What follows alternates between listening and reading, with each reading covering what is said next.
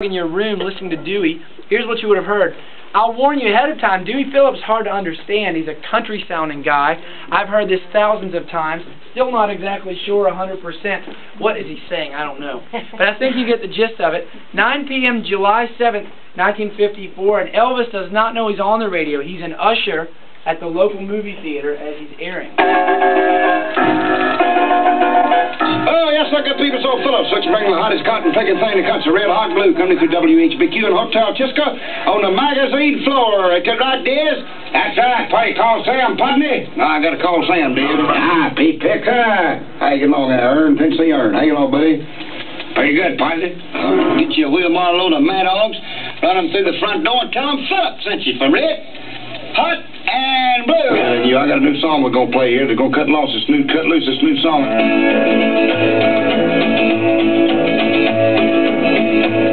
Well, that's all right, Mama.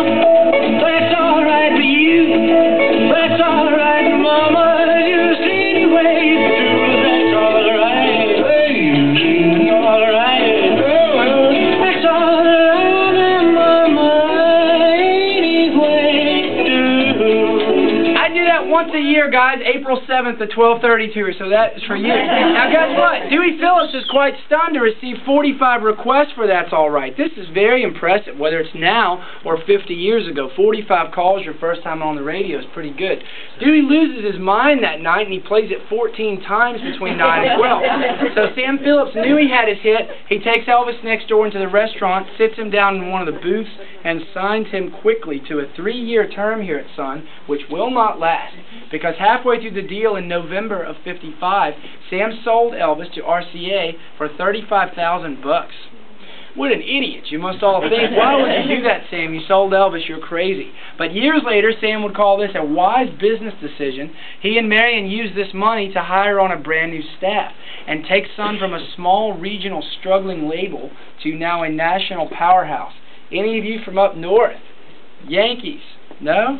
Well, in Chicago, Detroit, New York, Philly, Jersey, Cleveland, these places have never heard of Elvis before now because Sun records were not for sale in the North before now. They basically didn't exist. Whereas now, whether you live in Minnesota or Florida, you buy a Sun record in every record shop in the country because they're everywhere now. That's huge for Sam Phillips. Most importantly, though, Sam has the money to back and promote all the other guys that will come through after Elvis, like Elvis' good buddy and the most underrated of all Sun artists, the great Carl Perkins. Carl comes into Sun in December '55 with a masterpiece called Blue Suede Shoes.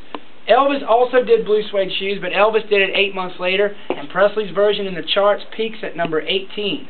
Not bad, but Carl wrote the song. Don't ever forget that. Carl Perkins wrote Blue Suede Shoes, and his version is a much bigger hit. It went top 5 on all 3 U.S. charts simultaneously. Pop, country, rhythm, and blues were our only charts we had back then, and it's one of the first songs to ever accomplish that feat. Yet somehow, 50 years down the line, many people still have never heard of Carl, or even worse, think Elvis originally did Blue Suede Shoes, but certainly he did not. Behind you guys, the man on the stool, the man in black, is the great Johnny Cash. Bigger today than ever before, with Walk the Line, such a big hit for him at the movies back in